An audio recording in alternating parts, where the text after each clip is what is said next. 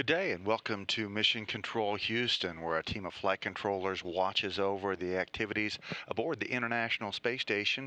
Today on the International Space Station, the Expedition 34 crew is working on experiments that look at plumbing concepts for future spacecraft, capillary flow experiments that look at how fluids work in microgravity, how liquids like paint and milk react to microgravity, and setting up a student-guided Earth camera and a long-term project to look at giving crews in space more autonomy in their work. For Capillary Flow Experiment 3, the work is starting some new experiments on flows in weird containers that passively separate fluids. The researchers at the Portland State University in Oregon intend to use the results to guide development of a new system for spacecraft that'll make plumbing more like Earth plumbing, where the effects of surface tension replace the role of gravity. The colloid experiment that works with solids suspended in fluids is called the Investigating the Structure of Paramagnetic Aggregates from Colloidal Emulsions 2, or in Space 2.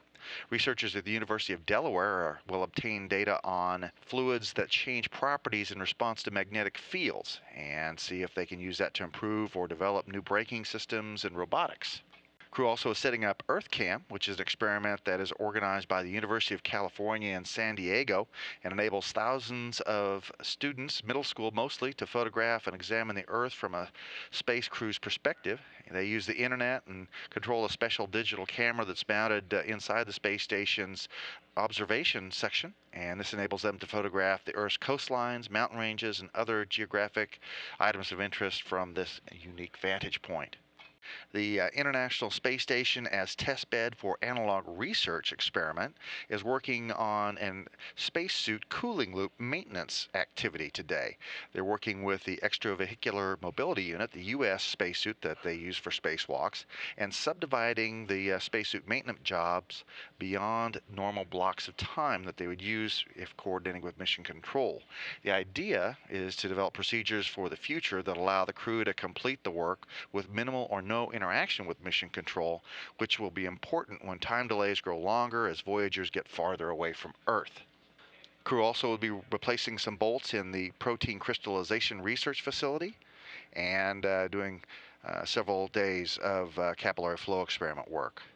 Coming up a little bit later today, the mobile servicing system elements, Canadarm2 and Dexter, will begin a transfer of a failed main bus switching unit from its temporary storage location on the external storage platform 2, which is outside the Quest airlock, to the external logistics carrier 2, which is on the starboard or right side of the truss.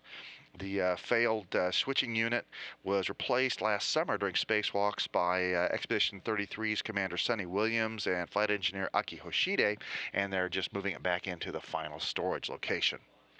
Other than that, there's a lot of continued maintenance and other research going on the International Space Station, but all systems are working well.